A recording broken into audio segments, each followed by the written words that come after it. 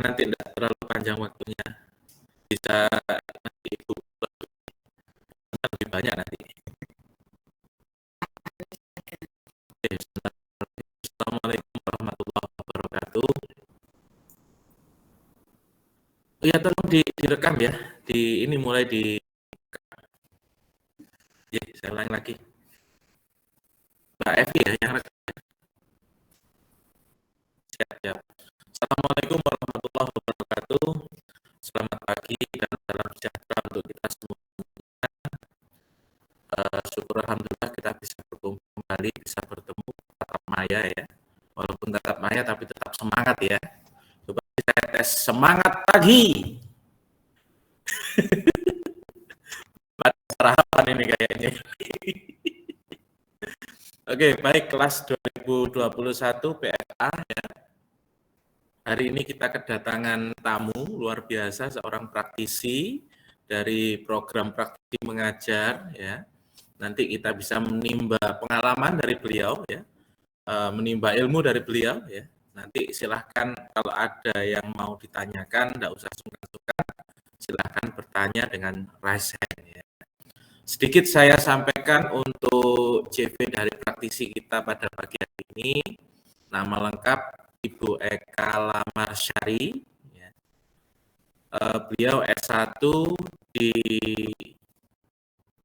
Universitas Sriwijaya, jurusan pendidikan fisika ya Bu Eka.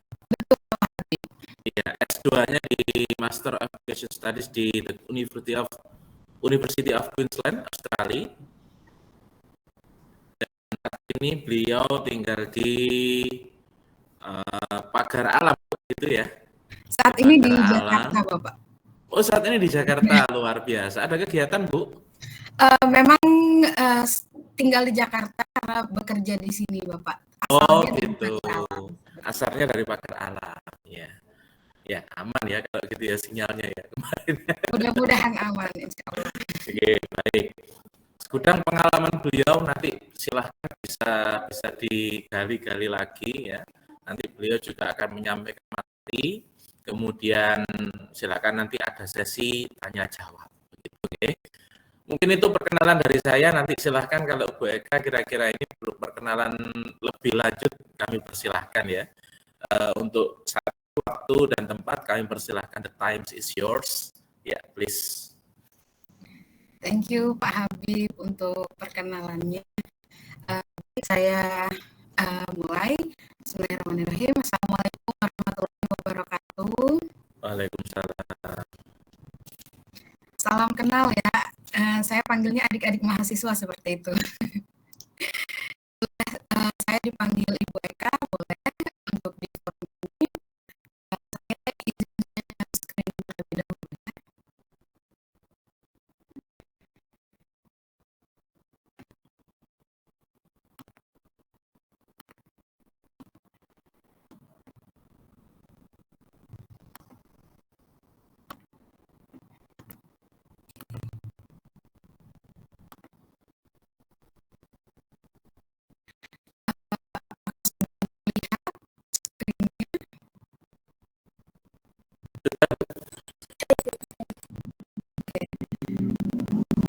Sebentar. Karena ini biasanya pakai Zoom ya, jadi agak berbeda gitu. Sebentar. Tadi saya tidak bisa lihat.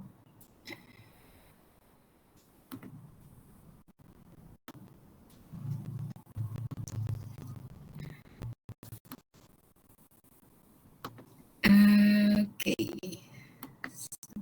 Sebentar.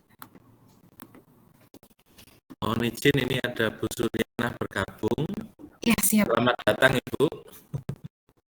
Selamat, terima kasih. Assalamualaikum. Waalaikumsalam.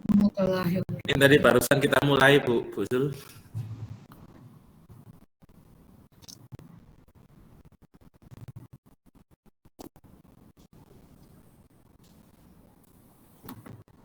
Seperti ini ya, berarti sudah terlihat ya? Ya, sudah berikan. Baik. Ya, halo, Assalamualaikum Ibu Sulyana. Waalaikumsalam Bu Eka, monggo. Baik, saya mulai ya. Saya di sini nanti akan mencoba berbagi seperti itu mengenai pengalaman dan juga mungkin sedikit teori mungkin yang juga saya praktekkan dalam praktek belajar seperti itu. Nanti selama sesi adik-adik mahasiswa kalau ada yang ingin ditanyakan mungkin langsung saja boleh sebutkan nama. Ya, di sini saya screen-nya itu cuman kelihatan presentasi saya saja. Mungkin kalau ada yang ingin bertanya boleh langsung Bu Eka sudah mengenalkan diri ya, Bu Eka? Tadi sudah Bu Eka sudah mengenalkan diri? Ya, oh ya. Ya, Bu Eka. Saya Maaf, tadi lagi. Baru masuk saya. Ya, terima kasih Bu sudah diingatkan. Mungkin sedikit saya kenalkan lagi. Saya nama Eka Lamarsyari, boleh dipanggil Ibu Eka. Saya adalah seorang educator. Saya sangat senang seperti itu ya berkarya di bidang pendidikan. Kemudian bachelor saya atau S1 saya itu di pendidikan fisika Universitas Sriwijaya, lulus tahun 2015. Kemudian saya sempat mengajar fisika dan juga IPA di SMP sebelum selanjutnya melanjutkan pendidikan di Master of Educational Studies di bidang kurikulum di University of Queensland, Australia. Untuk master ini saya tempuh melalui LPDP ya, beasiswa LPDP selama 1,5 tahun seperti itu. Selanjutnya ketika pulang saya melanjutkan profesi sebagai guru fisika ini di salah satu SMA atau sekolah internasional yang ada di Tangerang seperti itu. Saya mengajar kelas 10 dan kelas 11. Nanti mohon izin contoh-contoh yang saya berikan juga mungkin dalam bahasa Inggris, namun saya akan menjelaskannya dalam bahasa Indonesia seperti itu. Jadi kalau di sekolah internasional kebetulan mereka pakai kurikulum Cambridge, maka level yang saya ajar adalah IGCSE dan juga AS dan A-level seperti itu. Dan kemudian selanjutnya saya melanjutkan karir sebagai teacher trainer khususnya sains SD dan SMP di bagian kurikulum and training Mentari Books Indonesia. Mungkin adik-adik mahasiswa belum ada yang sudah familiar dengan buku dari Mentari Books seperti My Pulse Are Here Science, itu buku dari penerbit Singapura, ataupun mungkin di jenjang SMA ada Science Matters atau Physics Matters seperti itu. Jadi buku-buku yang berbahasa Inggris yang juga digunakan di sekolah-sekolah internasional. Tapi banyak juga yang menggunakannya di sekolah nasional yang berbahasa Inggris. Jadi peran saya di sini adalah mendampingi guru-guru untuk mengimplementasikan baik itu kurikulum ataupun program dari buku-buku internasional tersebut. Jadi dalam keseharian saya dekat dengan kurikulum, menganalisa kurikulum, baik itu kurikulum nasional dan juga beberapa kurikulum internasional seperti Cambridge Curriculum, kemudian IB Curriculum, International Baccalaureate, dan juga sedikit kurikulum dari Amerika dan juga Australia, seperti itu. Khususnya di bidang sains ya. Seperti itu perkenalan mungkin lebih detail dari lanjutan dari yang dijelaskan Pak Habib tadi. Baik. Berikut adalah agenda yang insya Allah coba akan saya sampaikan, saya bagikan kepada adik-adik mahasiswa pada hari ini. Yang pertama nanti akan ada sedikit teori dan praktis. Ini teori yang sering saya gunakan dalam praktik saya, baik mengajar ataupun sebagai teacher trainer. Dan juga nanti ada beberapa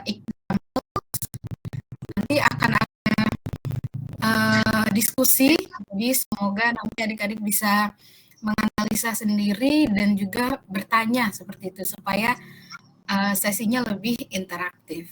Dan terakhir akan ada reflection. Semoga nanti di reflection ini bisa memandu mungkin untuk coba merancang seperti itu pembelajaran fisika yang kalian inginkan. Kemudian di pertemuan selanjutnya kita berdiskusi mengenai contoh yang sudah kalian siapkan seperti itu. Baik. Yang pertama sebelum kita masuk ke materi, boleh mungkin kita icebreaker dulu ya. Mungkin masih ada yang mengantuk di sini. Kita coba icebreaker dulu. Saya stop share dulu. Saya coba bagikan linknya ya.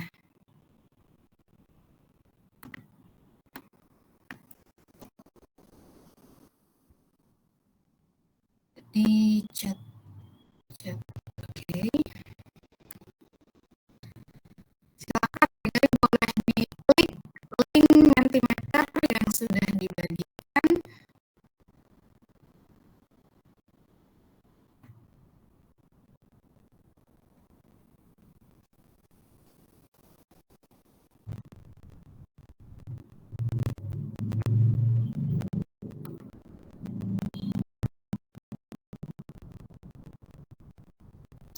Ada yang sudah masuk? Di sana ada pertanyaan, how do you think students should learn physics? Bagaimana seharusnya murid-murid itu belajar fisika, seperti itu ya. Di sini sudah ada satu respon, enjoy. Saya bisa bagikan sepertinya.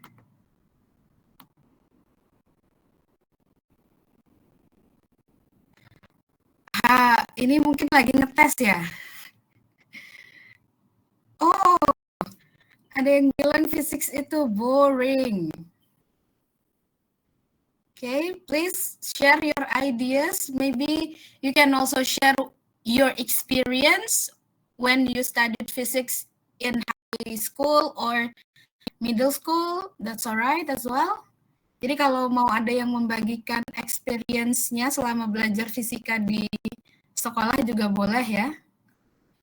Dalam satu atau dua kata boleh, silakan kita lihat. It's complex. Difficult. Baik. Silakan, di sini baru ada 6 peserta, yang lain boleh masuk juga ya ke Mentimeternya. Phenomenon area brain. Okay, so hard. Enjoy. Harusnya, okay. Curious, harusnya curious. Ini sejauh ini yang paling besar katanya difficult ya. Berarti banyak sekali ya. Lumayan banyak yang mengatakan physics itu difficult. Complicated. Mungkin kita tunggu beberapa saat lagi. Silakan dikatakan mungkin ketika belajar physics itu, what do you think about learning physics?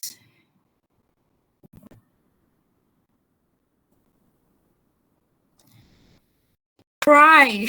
Oh my God. Kasihan sekali sampai menangis belajar fisika. Saking sulitnya loh menangis.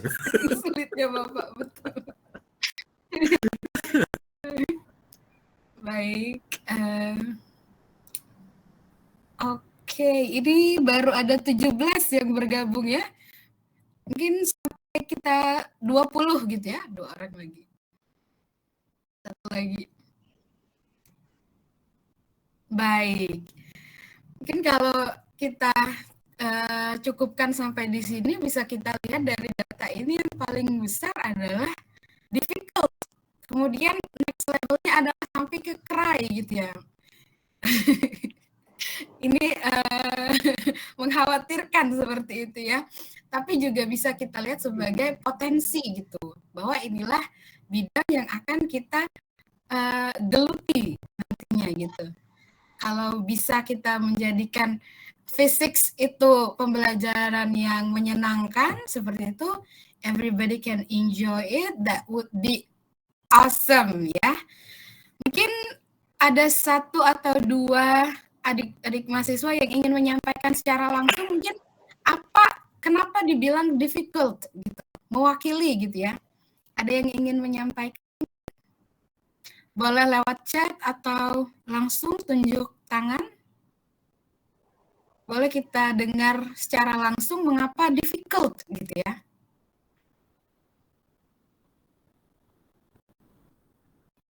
Ada yang ingin langsung menyampaikan? Oke, Azhar Zakaria, please.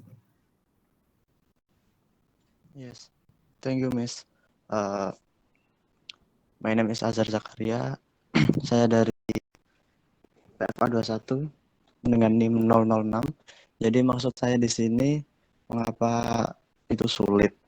Karena melatar belakangi dari berdasar pada guru tadi mengajar itu lebih cenderung ke rumus langsung, ke materi langsung tanpa adanya secara fenomena itu bagaimana. Karena mengingat kalau fisika tentang mata pelajaran fisik, jadi harus ada yang dilakukan dulu, harus ada yang ditampilkan dulu. Mengapa bisa ada data-data seperti rumus tersebut, itu gimana cara memperolehnya. Itu kurang disebutkan, kurang dipaparkan dari beberapa pengajar kami yang dulu-dulu itu. Thank you. Thank you, Azhar, for sharing your thoughts. Maybe one more participant would be nice to share your ideas, maybe your experience learning physics. Everyone, please raise your hand or send your thoughts on the chat box. Any other ideas? Kalau tadi, yes, Fiona, please. Yes, sorry if crowded. Di sini rame ya, Miss, mohon maaf. Jadi That's alright.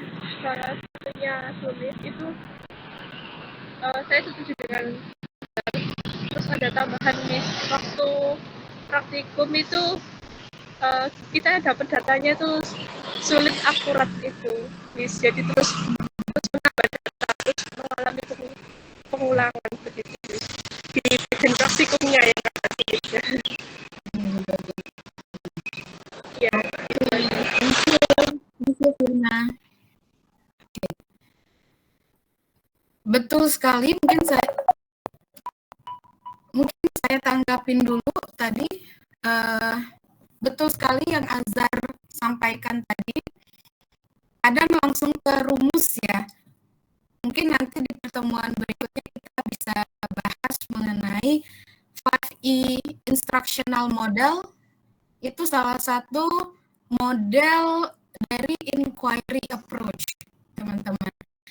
Jadi saya lihat dari beberapa pertemuan pendampingan dengan guru, 5E Instructional Model ini sangat membantu ya bagi guru, karena dia dimulai dari engage. Dari engage ini tidak langsung penjelasan seperti itu. Jadi di engage ini guru mengaktifasi prior knowledge, kemudian memotivasi siswa untuk curious tadi, kemudian setelah engage mereka merasa ingin tahu dan ada relevansi dengan kehidupan sehari-hari, barulah nanti masuk ke explore. Nah, di explore ini nanti siswa kita siapkan, kita fasilitasi untuk bisa jadi eksperimen, kemudian mengamati demonstrasi atau investigasi seperti itu. Nanti baru di explain. Nah, ini juga explain ini ada miskonsepsi sedikit di sini. Harusnya itu yang kita suruh explain itu siswa duluan. Nanti kalau ada kesalahan baru dianulir atau dikorek oleh gurunya. Kemudian baru ke evaluate. Jadi ini sedikit saja mungkin a hint. Nanti kalau teman-teman bingung gimana harusnya supaya tidak langsung ke explanation, bisa pakai 5E instructional model. Nanti bisa di Google, banyak juga sumbernya. Kemudian tadi kalau di praktikum ya, mungkin sedikit saya share, datanya banyak gitu, dan sulit gitu. Di pengalaman saya waktu mengajar electric current, direct electric current atau rangkaian listrik gitu, sebelum kita itu di project, jadi kita pakai simulasi dulu untuk menentukan data-datanya. Nah, menurut saya simulasi, dengan menggunakan simulasi itu cukup membantu ya, supaya mengurangi potensi kesalahan juga. Nah, mungkin itu sedikit saya share juga sekalian ya. Terima kasih partisipasinya. Sekarang kita kembali dulu ke presentasi.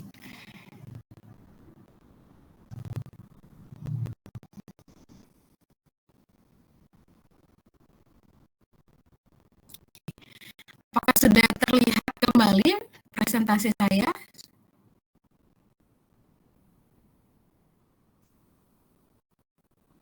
Yes, Boleh Miss. dibantu? Sudah ya, thank you. Oke, Ibu. Thank you. Okay, so now let's get on to our part 1, theory and practice. Di sini saya akan mencoba sharing 2 model seperti itu. Saya lihat Edi ini ada di silabus yang di-sharekan oleh Pak Habib. Jadi mungkin akan kita bahas sedikit mengenai Edi ini. Dan sebenarnya yang lebih sering saya pakai adalah yang kedua, cycle of instructions. Kita lihat dulu yang pertama. Mungkin adik-adik sudah sedikit mengenal apa itu Edi, ya. Jadi Edi ini juga dipakai oleh instructional designer. Jadi di orang-orang pendidikan itu juga bisa merambah ke karir ini, instructional designer. Jadi orang-orang instructional designer ini tugasnya adalah merancang gitu pembelajaran atau sebuah program atau course yang bisa digunakan tidak hanya bagi anak-anak sekolah, tapi juga di departemen pelatihan yang ada di perusahaan-perusahaan. Nanti kalau adik-adik mahasiswa tertarik ya, selain menjadi guru fisika, mungkin bisa juga melihat karir lain seperti instructional designer ini. Biasanya di perusahaan itu ada di departemen learning and development. Nah, untuk merancang sebuah pelatihan atau program pengayaan bagi karyawan itu biasanya digunakan model EDI ini. Tapi di pendidikan juga bisa kita pakai model EDI ini. Ini adalah singkatan dari akronim dari analyze, design, develop, implement, dan evaluate. Jadi di analyze ini nanti adik-adik akan saya bagikan satu learning sequence yang pernah saya kembangkan melalui model EDI ini. Jadi yang saya lakukan di proses analyze adalah menganalisa kurikulumnya. Kemudian mengerucut ke topik ataupun learning objectives. Learning objective ini seperti tujuan pembelajaran. Setelah sampai ke tujuan pembelajaran, baru kita desain bagaimana rangkaian kegiatan atau tugas-tugas yang atau pembelajaran yang bisa mencapai learning objective tersebut. Itu ada di desain. kemudian kita develop. Di proses develop ini, waktu itu project ini saya lakukan di S2, teman-teman. Caranya adalah kita dipasangkan dengan beberapa teman mahasiswa juga, mahasiswa S2 saat itu, untuk melakukan peer review. Nah, dari peer review itu nanti kita mendapat feedback dari teman-teman sejawat kita. Ketika sudah mendapat feedback, kemudian kita bisa melakukan perbaikan pada desain yang sebelumnya sudah kita buat. Setelah kita improve, kita implementasikan feedback-nya tadi, barulah kemudian kita siap untuk menggunakan desain tersebut pada tahap implementasi atau proses pembelajarannya. Setelah diimplementasikan, kemudian kita evaluate lagi. Apakah desain yang sudah kita develop dan implementasikan itu bisa mencapai hasil belajar atau tujuan pembelajaran yang kita tetapkan di awal, seperti itu. Nah, kira-kira seperti itu alurnya untuk si EDI. Jadi di sini setelah didesain, kemudian ada proses development-nya juga sebelum bisa diimplementasikan dan dievaluate. Oke. Mungkin kalau ada yang bertanya silahkan langsung ya. Langsung sebutkan nama seperti itu. Kemudian di tahap desain, yang paling besar itu kan di tahap desainnya ya, kalau menurut saya. Untuk membantu kita membuat desainnya ini atau perencanaannya, itu kita perlu memperhatikan beberapa komponen dari learning designs-nya.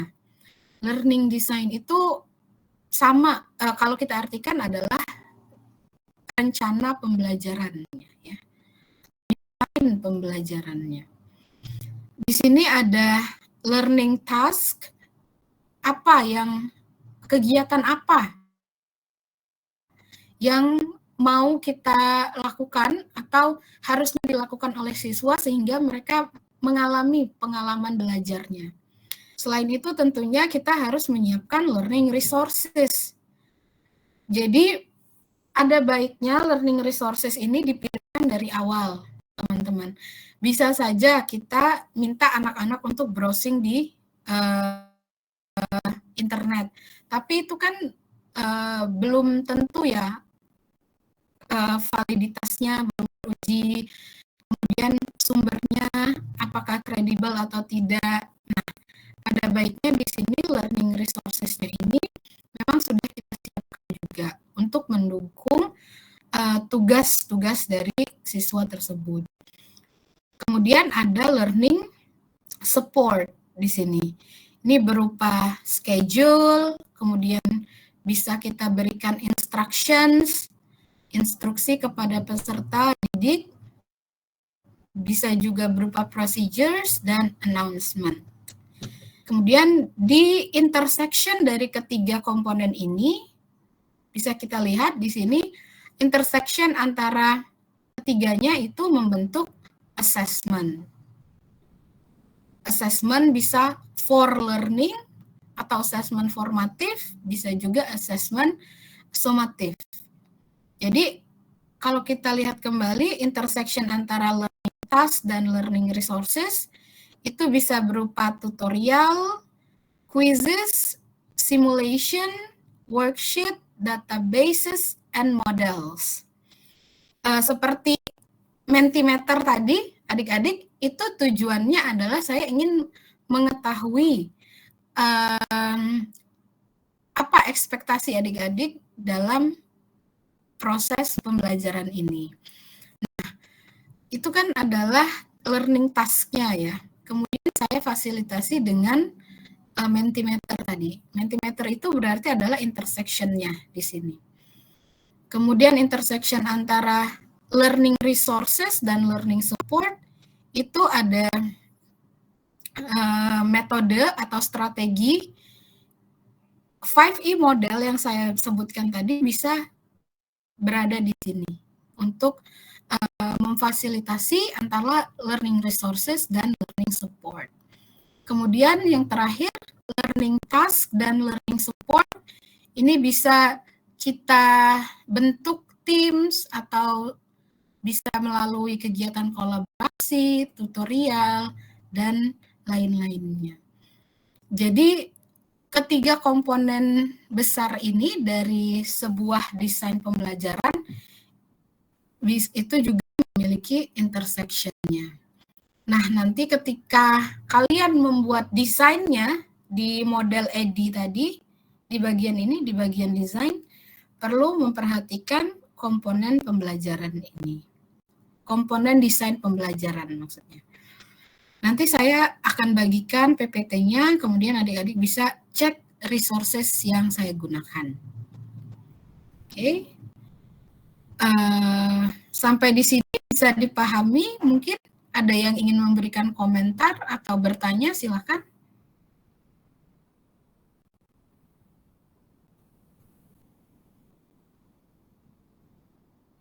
Mungkin saya stop share dulu.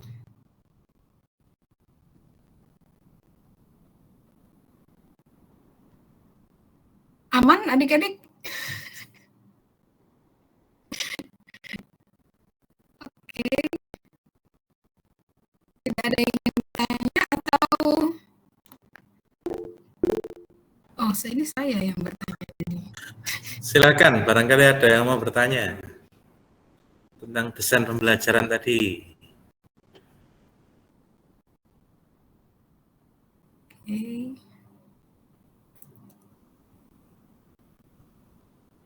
Belum ada sepertinya. Kalau ada yang bertanya, ya baik.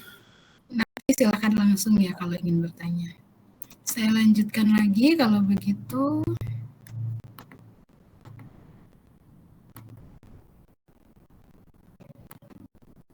Oke. Kalau tadi model EDI, yang kedua ini yang ingin saya share adalah a cycle of instruction. Sebenarnya dia bukan model perencanaan pembelajaran seperti EDI tadi, tapi dalam prakteknya ini yang lebih sering saya gunakan seperti itu. Yang pertama dimulai dari planning. Planning ini bisa cukup menganalisa kurikulum, kemudian menentukan tujuan pembelajaran di bagian analyze kalau di EDI tadi ya. Kemudian membuat lesson plan-nya atau lesson plan itu sama dengan RPP seperti itu. Kemudian masuk ke tahap instructing. Instructing ini sama dengan implementation. Jadi tahap pembelajarannya ya. Itu kita masuk ke reflection. Jadi guru merefleksikan bagaimana rencana pembelajarannya terlaksana atau tidak, apa yang kurang, kemudian bisa nanti dimasukkan untuk pembelajaran selanjutnya.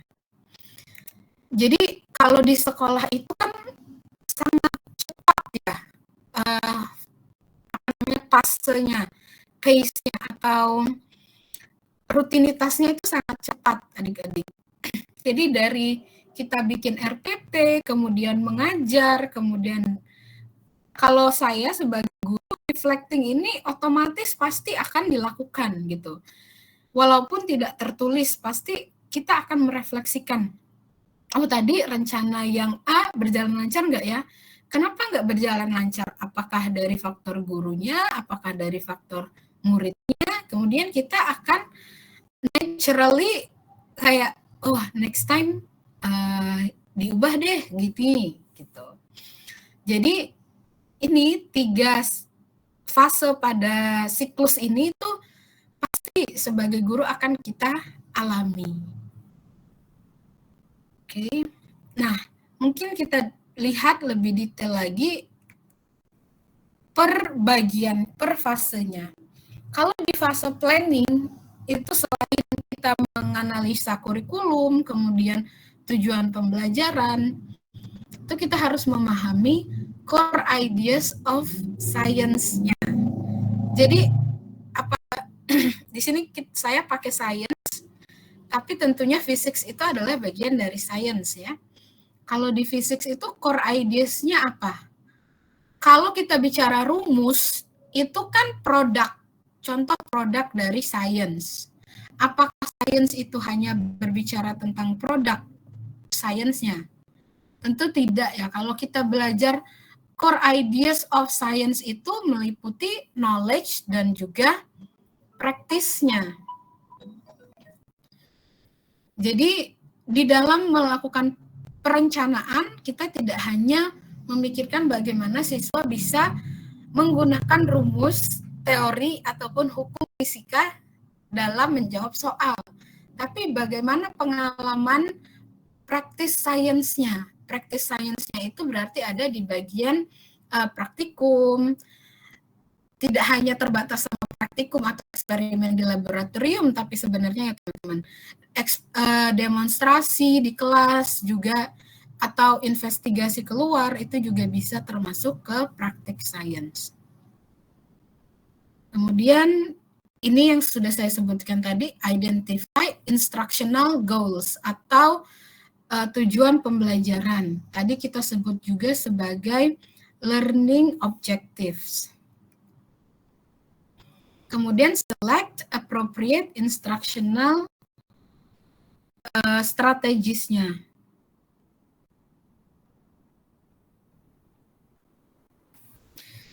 Salah satu instructional strategiesnya tadi yang saya sebutkan adalah 5E instructional model. Nah, itu sangat populer ya, teman-teman 5E instructional model ini di buku-buku yang kita pasarkan. Ini asalnya dari Amerika. 5E instructional model itu dikembangkan dari Amerika, kemudian diadaptasi oleh Singapura. Kemudian consider the progressions of lessons. Jadi bagaimana progresnya? Siswa harus belajar konsep yang mana dulu, baru bisa ke konsep yang lain.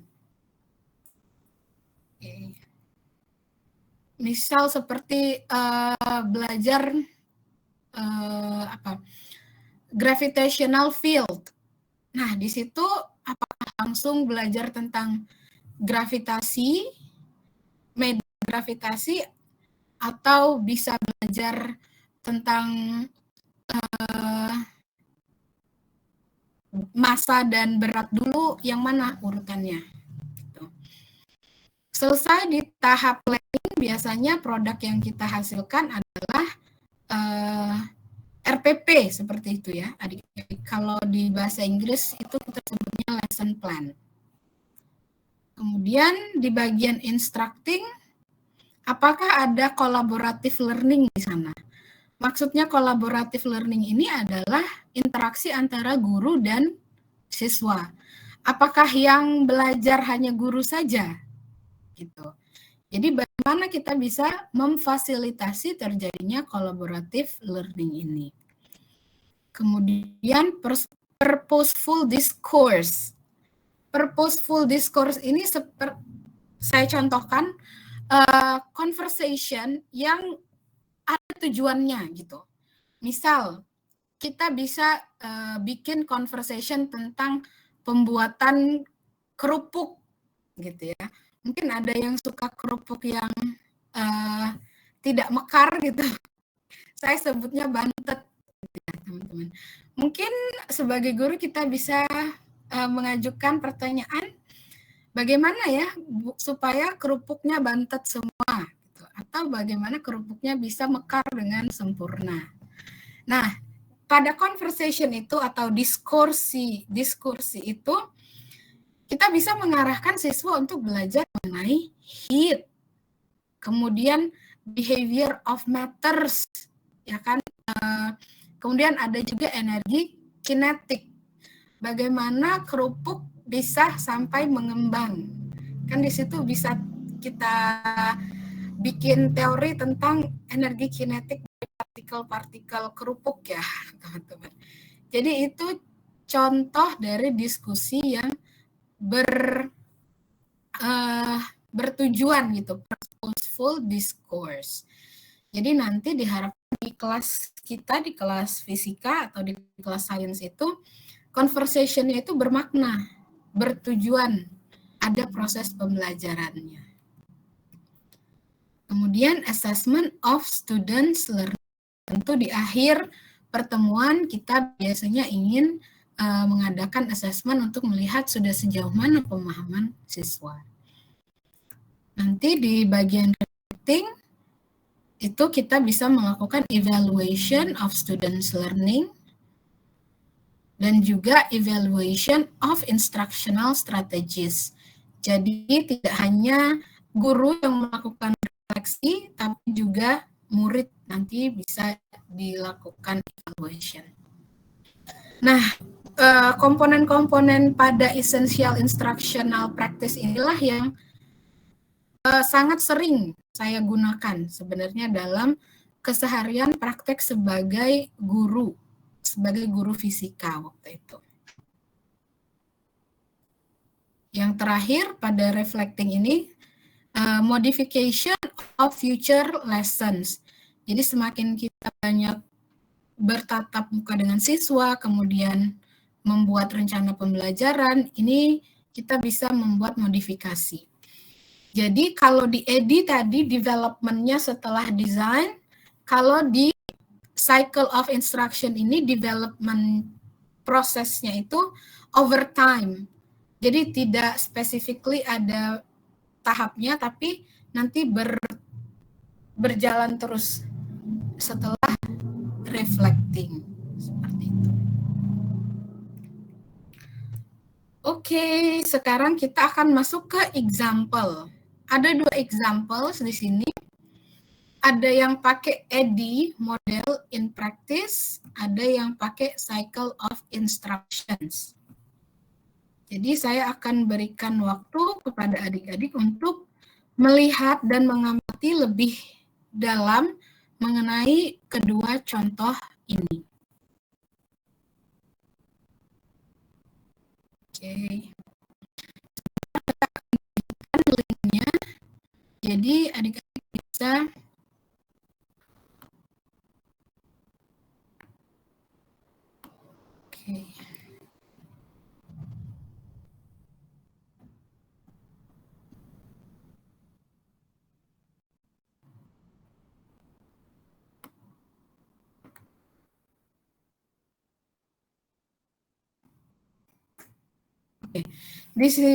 di kolom chat saya sudah mengirimkan 2 link.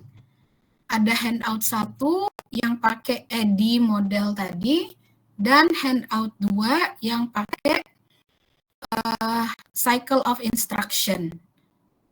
Oke. Ini adalah perencanaan dalam bentuk tertulisnya, kira-kira seperti itu ya, adik-adik.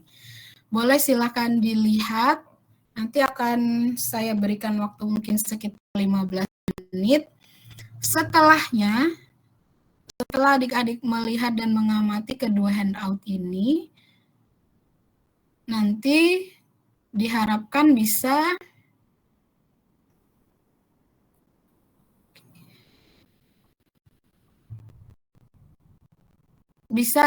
memberikan hasil pengamatannya di bagian Padlet ini. Sebentar.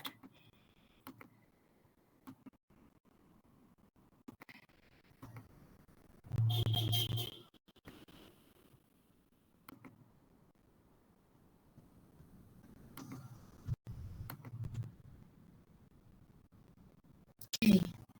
Di sini adik lihat ada Padlet.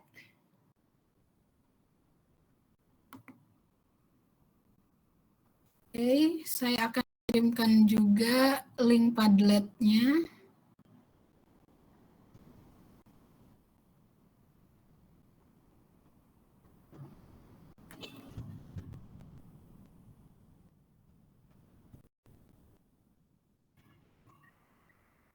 Oke.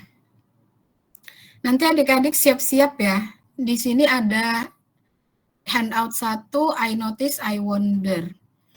Maksudnya I notice itu apa yang adik-adik mungkin bisa satu atau dua hal penting yang kalian notice. Oh, ternyata kayak gini ya. Nah, itu bisa disebutkan di sini.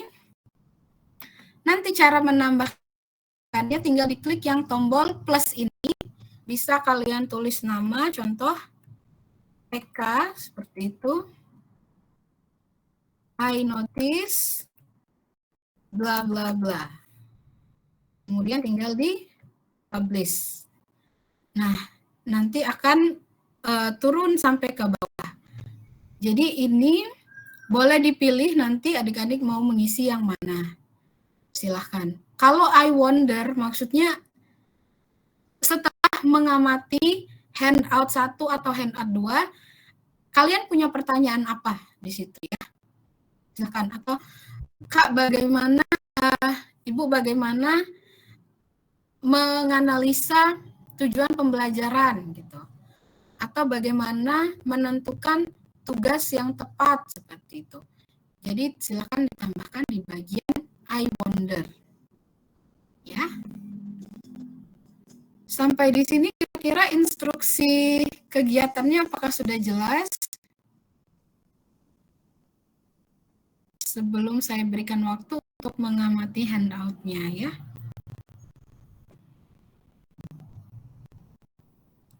Apakah sudah jelas atau ada yang ingin ditanyakan dulu sebelum mulai mengamati?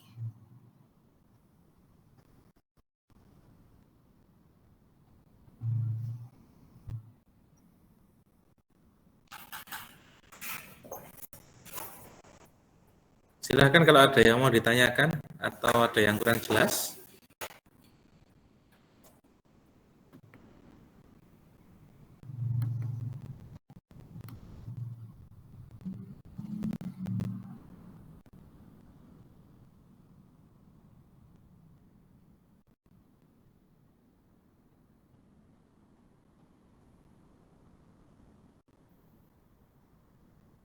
Oh ya. Oke, sepertinya sudah ada yang masuk di handout-nya ya. Ini saya cek. Coba.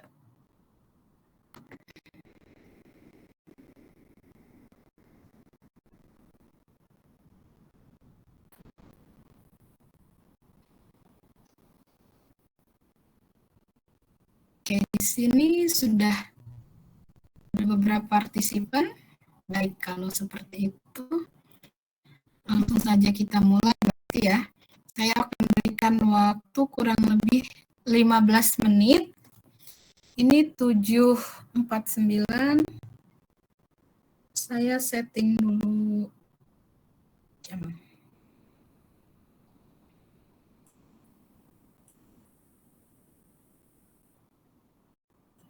Oke, 15 menit dari sekarang ya adik-adik. Silakan diamati kedua contoh yang sudah saya berikan.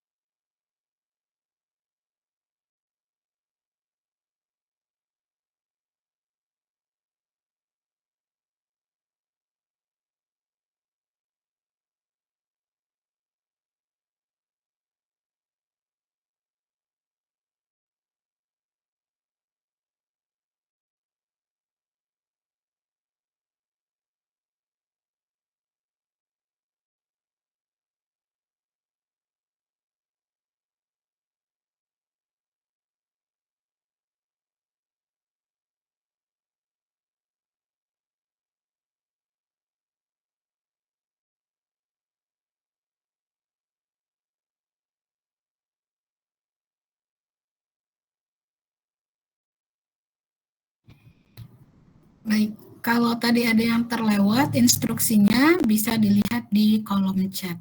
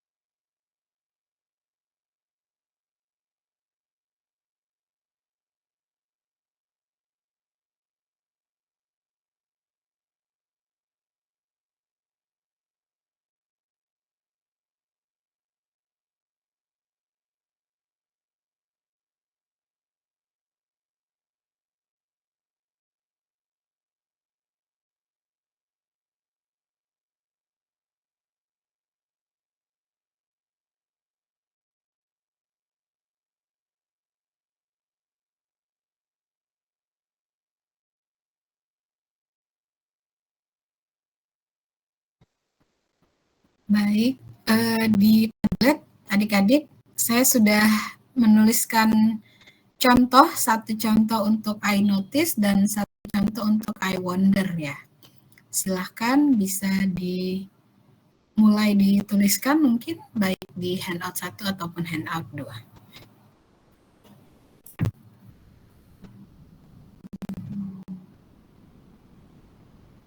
Jadi pertanyaannya tuh kalau di iWonder apa saja ya boleh ditanyakan yang adik-adik melihat di sana penasaran gitu mau ditanyakan silahkan ditanyakan.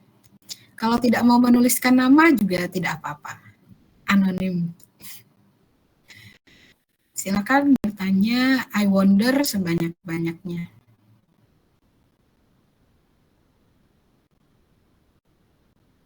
Ayo silakan saudara partisipasinya supaya diskusinya itu gayeng gitu loh ya, sehingga Bu Eka ini betul-betul tahu karena Bu Eka pengalamannya banyak di sekolah internasional, jadi saudara bisa ya mengambil ilmunya sebanyak-banyaknya. Silakan.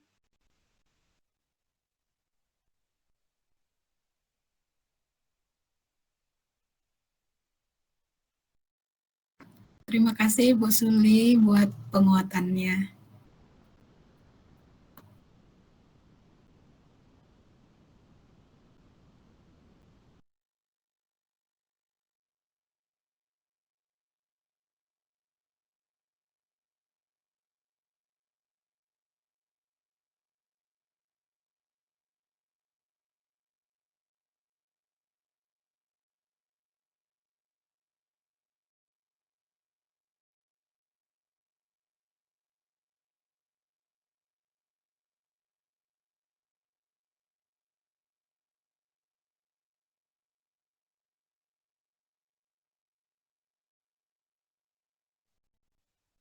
Tadi sudah Mas Ansar, Fiona, Lucia, Rahmatia. Ayo silakan yang lain. Tadi kan mereka sudah menyampaikan banyak sekali ya.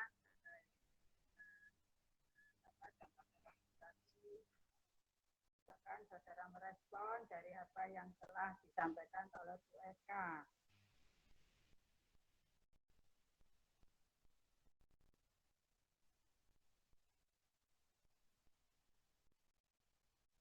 Ini saudara di rumah apa di kampus?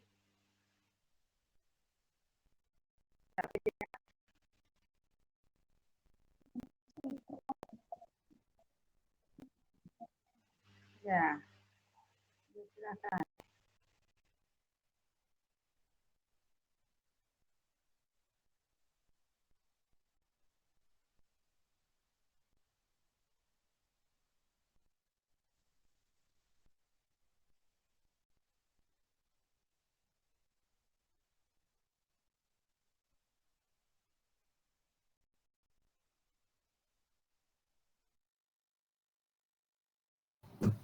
Baik, adik-adik untuk waktu observasinya sudah selesai ya, sudah 15 menit. Sekarang silahkan semuanya untuk mengisi form iNotice, iWonder pada Padlet. Mungkin bisa kita tunggu dulu supaya nanti kita bahas satu-satu. Mungkin di waktunya berapa menit kita diskusi. Boleh mungkin ya. menit ya, Ibu, Ya. untuk mengisi formnya. Ya, biar nanti ini ya.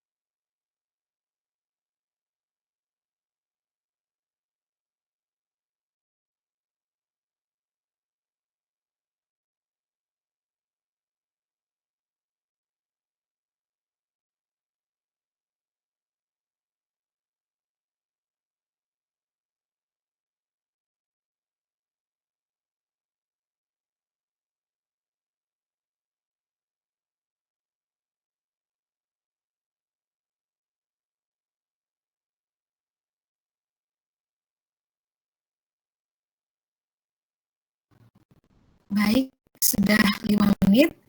Yang belum mengisi form boleh silakan sambil diisi. Kita akan coba bahas satu-satu yang teman-teman sudah isikan ya di form ini. Oke, dari yang pertama, I notice in an outline are explained more detailed and complicated. Yes, that's true ya. Karena pada dasarnya handout 1 itu dikembangkan dengan model NLP. Ya. Jadi handout 1 itu dikembangkan dengan model B. Oke. Kemudian I notice handout 1 has the course site, betul sekali. Course site ini seperti course site ini LMS ya, rekan-rekan, Learning Management System. Pada prinsipnya course site ini bisa juga seperti Google Classroom, seperti itu. Jadi di mana di situ guru bisa mengumpulkan baik dari learning material, support, sampai instruction, resources, jadi bisa ditaruh di situ semua, nanti bisa diakses oleh siswa kapanpun, gitu. Jadi dengan course site ini atau learning management system seperti course site ataupun Google Classroom itu sangat memungkinkan teman-teman untuk mendesain perencanaan pembelajarannya dengan metode classroom. Jadi bahan-bahan bacaan ataupun ada observasi yang perlu dilakukan di luar kelas itu bisa ditugaskan melalui course site atau Google Classroom dengan instruksi yang jelas. Nanti ketika siswa di kelas, di sekolah, itu bisa kita tindak lanjuti. Gitu. Jadi itu di sana pakai course site, waktu itu dimintanya. I noticed the curriculum in handout 1 is more detailed, more comprehensive, and learning program that will be carried out is very attractive and interesting by using various types of learning media. Yes, jadi di handout 1 itu saya pakai kurikulum base-nya adalah kurikulum Australia, ya. Kalau teman-teman mau cek kurikulum Australia itu bisa di Google saja, ditulis Australian curriculum.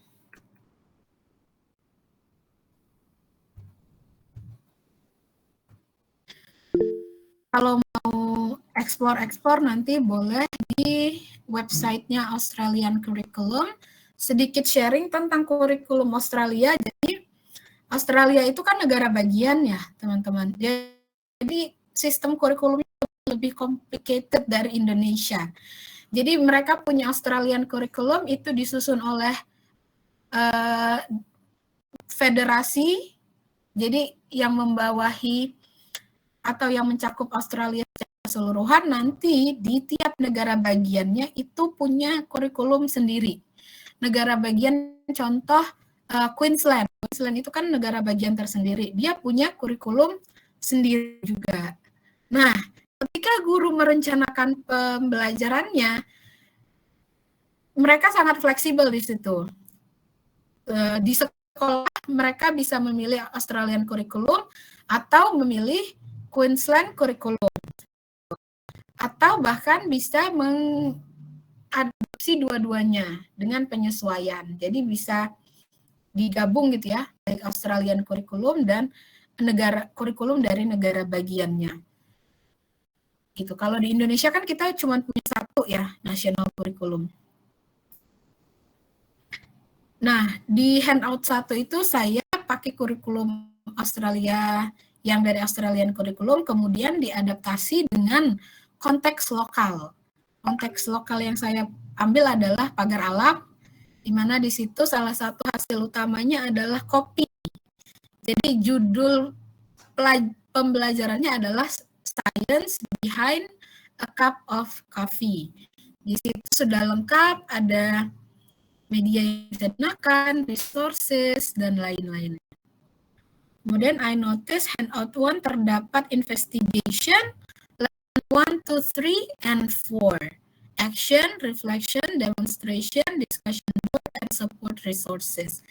Betul sekali, ada 4 lesson di handout itu. Jadi bentuknya handout 1 itu adalah lesson sequence.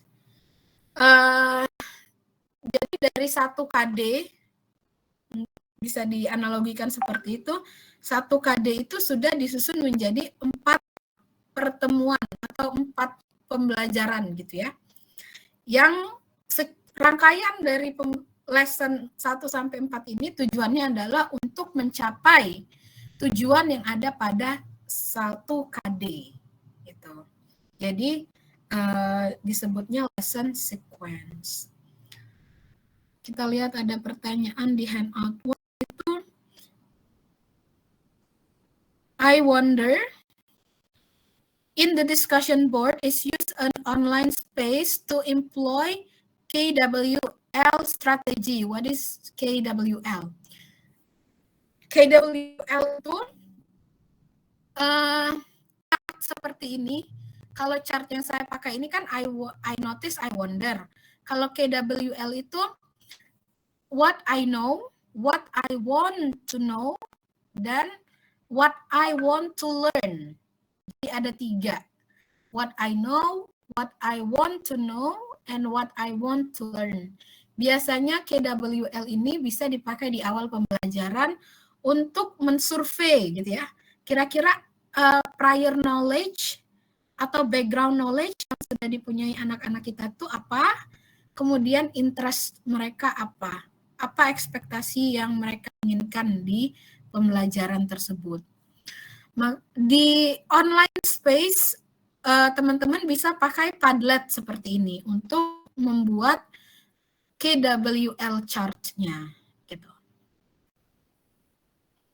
Jadi siswa dibiasakan untuk mengkomunikasikan apa yang dia sudah tahu, apa yang dia ingin tahu, apa yang dia ingin pelajari. Gitu. Baik, untuk handout 1 ada lagi kah teman-teman yang mau ditanyakan mungkin?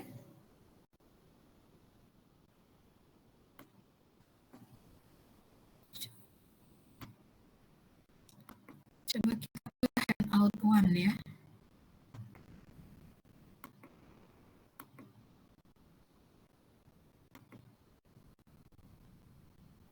Ini ya handout 1. Jadi ada judul besarnya. A Science Behind a Cup of Coffee. Ini bisa diadaptasi juga menjadi suatu project sebenarnya. Di sini sudah ada learner profile-nya dan juga classroom context. Karena ini dulu adalah bagian dari tugas kuliah, makanya dituliskan betul-betul detail seperti ini. Jadi, classroom context dan learner profile ini sangat penting untuk proses analyzing. Edi tadi A itu analyze kan, teman-teman? Jadi perlu memahami, menganalisa konteks dan juga profil pelajarnya. Kalau di kurikulum Merdeka ini juga sangat didorong gitu ya, guru untuk menyesuaikan pembelajarannya dengan konteks dan profil dari pelajar yang ada di sekolah dan kelas masing-masing. Kemudian link to syllabus, baik achievement standard sampai description and elaboration. Ini saya ambil dari silabusnya Australia. Ya, dia dibagi jadi 3 bagian, ada science understanding, kemudian grouping, oke ini masih science understanding, kemudian ada general capability. Di sini disebutkan general capability yang dituju adalah numerasi. Oke, ini juga menarik. Poin menarik sebenarnya teman-teman dari kurikulum Australia ini karena dia sebutkan eksplisit bahwa numerasi itu ada di silabusnya.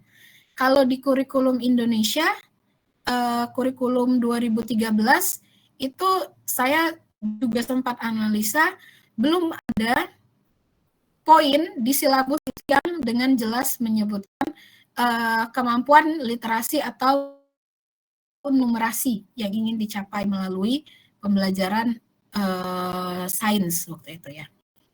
Kalau di sini sudah jelas.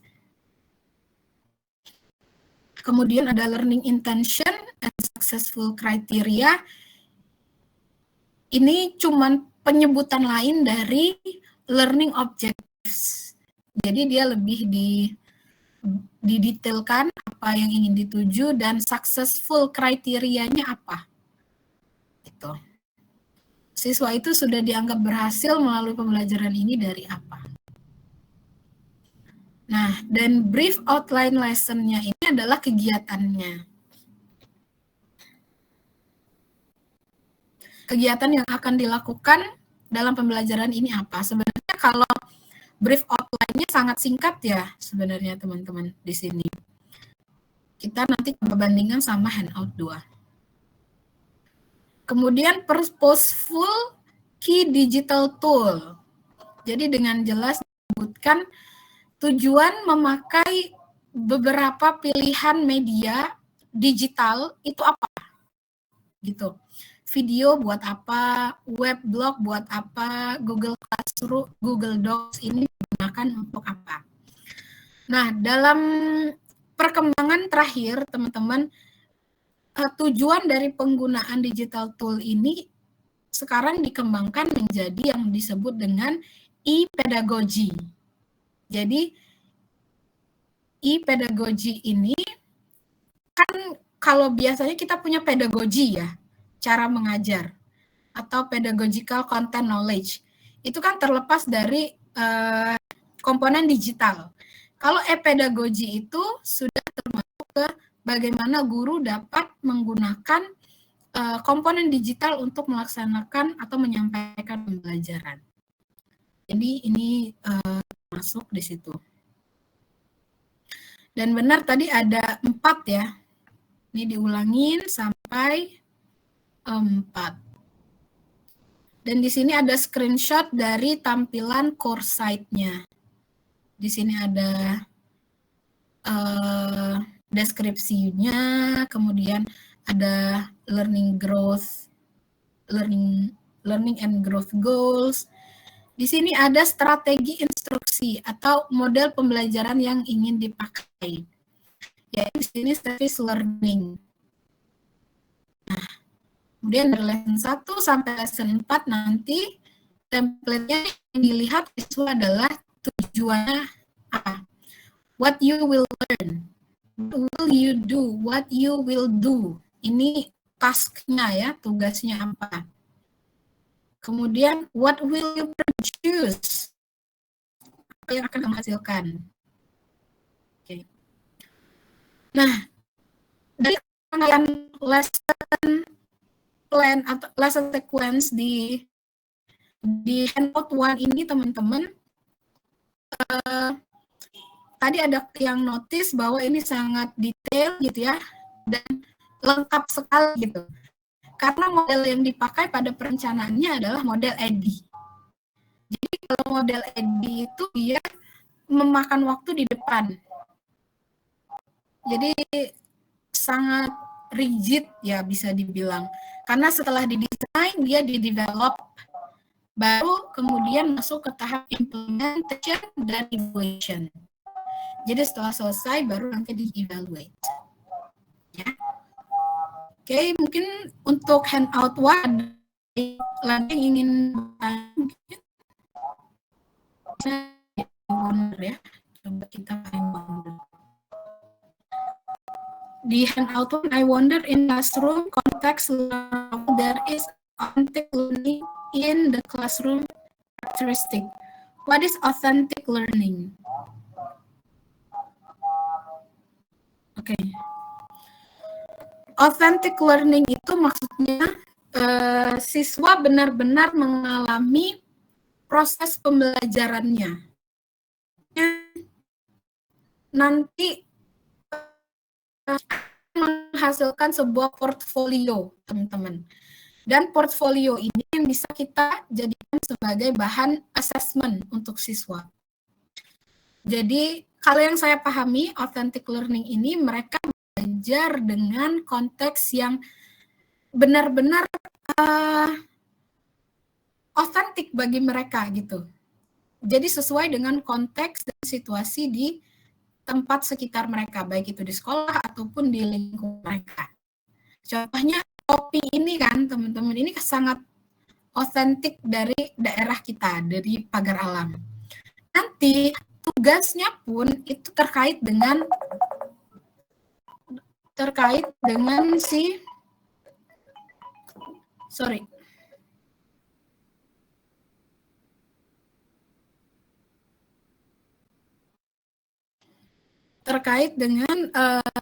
pembelajarannya ini.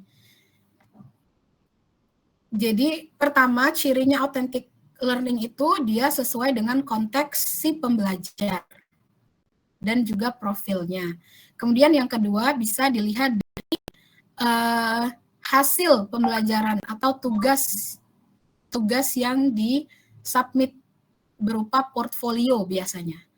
Portfolio itu seperti tadi ada Google Docs ya yang dikirimkan gitu. Bisa berupa project ataupun makalah gitu, tapi bukan makalah yang cuman copy and paste dari Google ya, yang benar-benar ditulis oleh siswa. Gitu. Kemudian what does it mean the power of director movie maker? Nah, movie maker itu saya pakai untuk memotong video yang ada di YouTube, karena video yang ada di YouTube itu kan tidak semuanya itu relevan dengan pengalaman belajar yang ingin saya berikan kepada siswa. Maka saya pakai sih film tadi gitu. Jadi yang tampil di sini itu memang bagian yang relevan. Oke. Kita cukupkan untuk handout yang pertama. Jadi kalau teman-teman masih penasaran atau masih ingin mengobservasi boleh, dan ke pertemuan selanjutnya gitu ya. Saya stop dulu. Sekarang kita ke handout 2.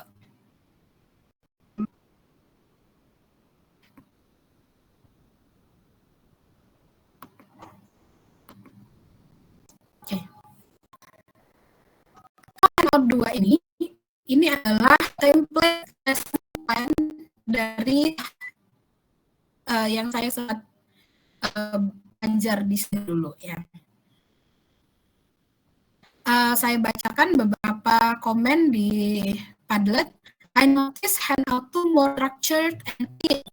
I notice in handout 2 the learning is very interactive. I notice in handout 2 more structured, easy to understand. Handout 2 ini kan template-nya dari sekolah, kemudian disesuaikan dengan kurikulum yang digunakan sekolah. Memakai kurikulum 2013 kan di sini disebutkan di sini ada pentas dari guru yang mampu dan juga topik dan keseluruhan period. Jadi ini bacanya ada period, satu period itu dihitung sebagai 1 jam pembelajaran gitu ya. Dan berapa minggu? 1 minggu. 4 period itu berarti dibagi 2 pertemuan. 2 period. Kemudian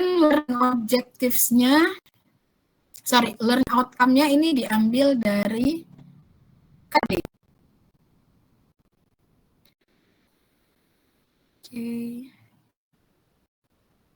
Learning outcomes-nya ini diambil dari KD, tapi adalah kurikulum Cambridge. Jadi kalau di kurikulum Cambridge itu di silabusnya sudah langsung ada learning outcomes atau tujuan pembelajaran. Jadi tinggal mendesain proses belajarnya. Kalau di KI atau KD kan KD harus diturunkan lagi jadi tujuan pelajaran gitu ya. Ini di session 1 itu kalau kita bandingkan dengan apa namanya?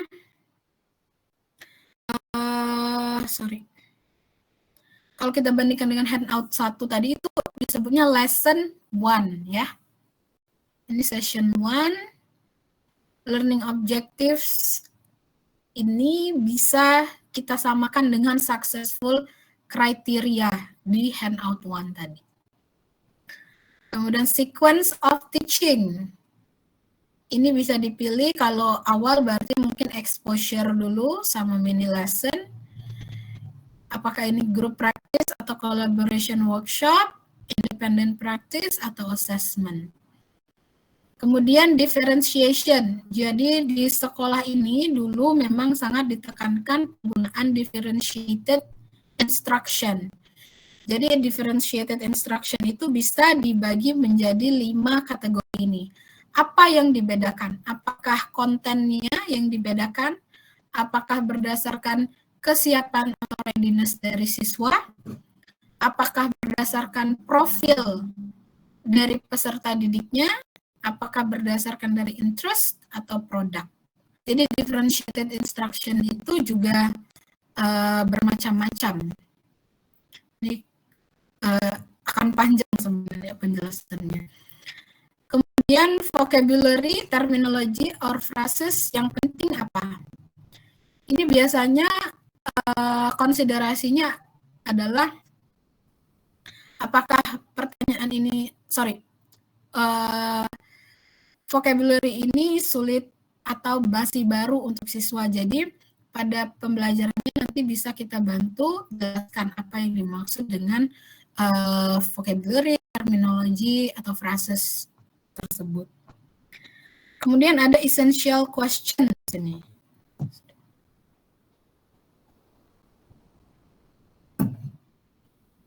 Essential questions ini sangat penting, apalagi di pelajaran fisika atau sains pada umumnya. Karena ini kita jadikan sebagai driven question yang membangun curiosity oleh siswa. Are solid materials deformable?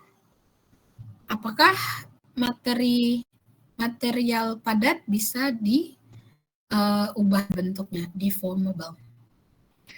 Oke, di sini plan-nya. Kalau tadi ini disebut brief outline of the lesson. Ini ada plan timings, dibagi menjadi pre-lesson, beginning, middle, dan end. Di sini juga dijelaskan activities-nya apa, resources dan materials-nya apa. Kemudian di akhir itu ada reflection and evaluation, dibagi menjadi reflection and evaluation, reflection untuk gurunya dan evaluation untuk siswanya. Kemudian future plan-nya apa? Gitu. Jadi saya setuju kalau yang handout 2 ini lebih mudah dipahami. Karena dia juga cuma memakai, tidak cuma memakai ya, dia memakai 2 kurikulum juga, teman-teman. Kurikulum Cambridge dan kurikulum 2013 ya waktu itu. Oke, saya coba cek lagi di Padlet. Ada satu wondering di handout 2.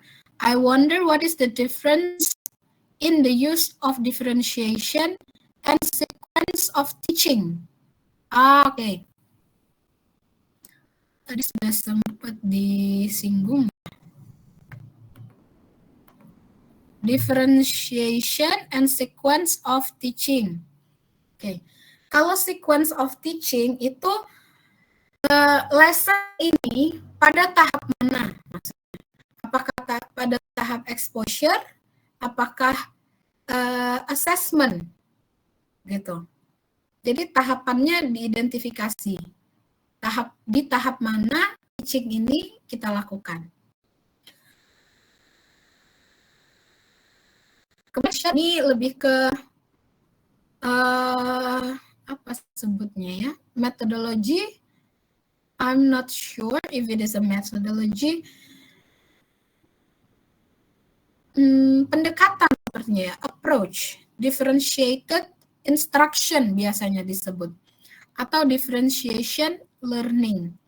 Jadi maksudnya differentiation learning itu, teman-teman, kan siswa kita berbeda-beda tuh di dalam kelas. Nah, gimana caranya siswa yang berbeda-beda ini bisa sama-sama mencapai tujuan pembelajaran yang sama? Gitu maksudnya. Apakah dibedakan dari kontennya?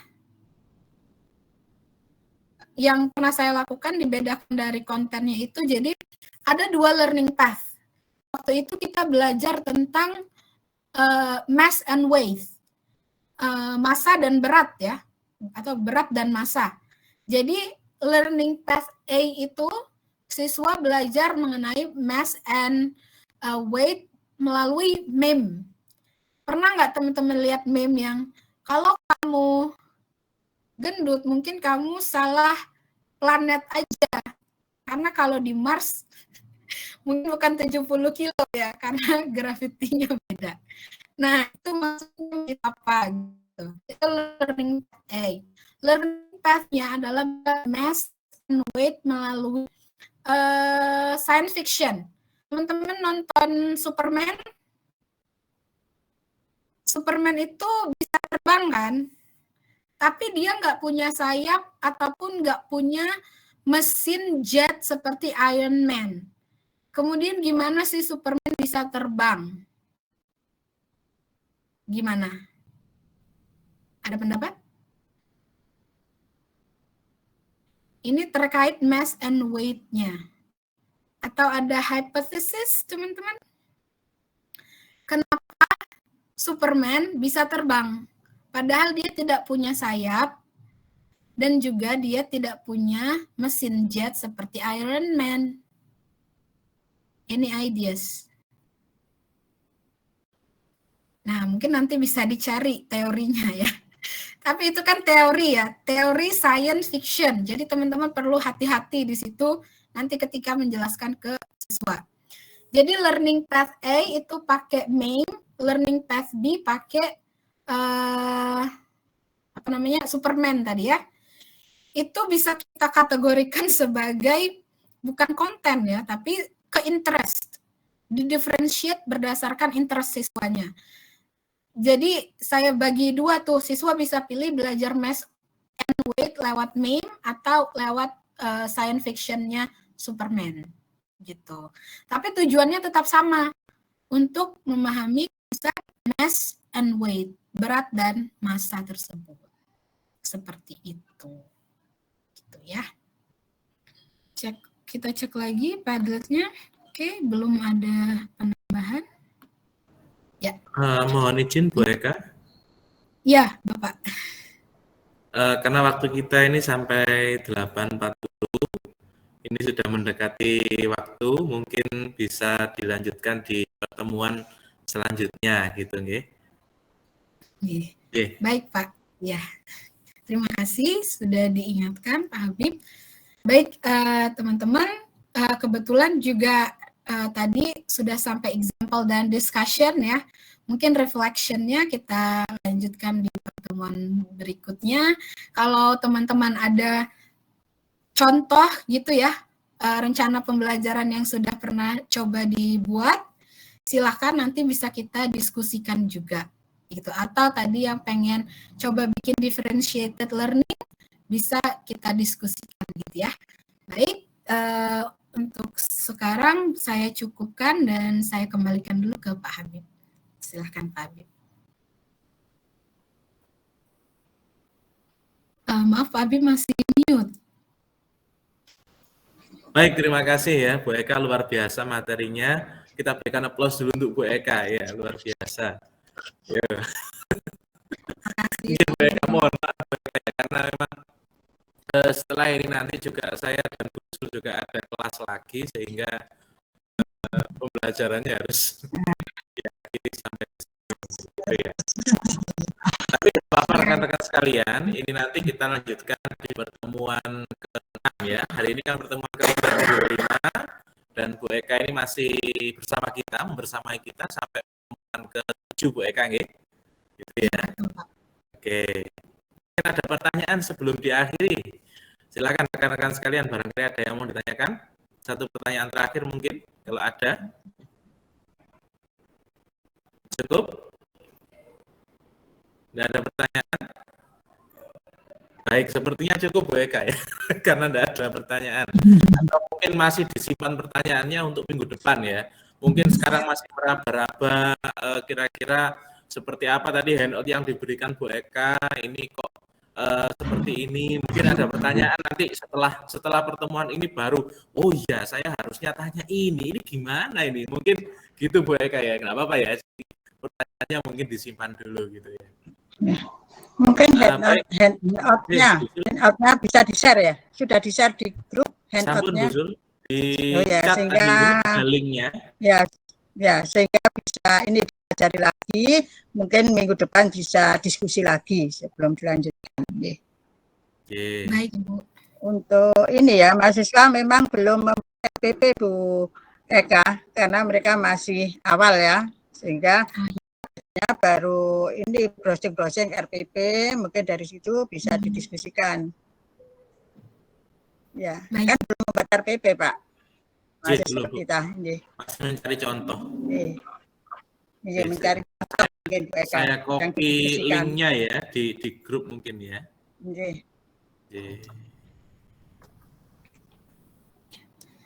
Nanti saya bisa kirim PPT-nya juga ke Pak Habib mungkin ya. Oh ya, siap Bu. Nanti saya lanjutkan, saya teruskan ke grupnya rekan-rekan ya. Rekan-rekan mahasiswa. Baik, mungkin itu dulu. Bu Sul mungkin ada atau apa Bu? Tambahan lagi atau penguatan? Sampun, monggo ditutup. Terima kasih. Mari kita akhiri pembelajaran kita hari ini dengan bacaan hamdalah bersama-sama. Alhamdulillahirabbil alamin. Luar biasa ya. Luar biasa. Cukup sampai di sini dulu pertemuan kita. Kita lanjutkan minggu depan. Terima kasih kepada Bu Eka saya ucapkan. Terima kasih kepada Bu Sul sudah menemani rekan-rekan sekalian. Oke, mungkin sampai di sini dulu. Assalamualaikum warahmatullahi wabarakatuh. Selamat pagi semuanya. Waalaikumsalam warahmatullahi wabarakatuh. Terima kasih semuanya, izin live. Matur nuwun Bu Eka.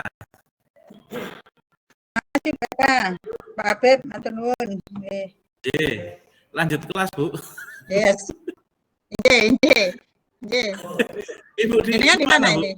Ini saya di ruang meeting. Saya di ruang meeting.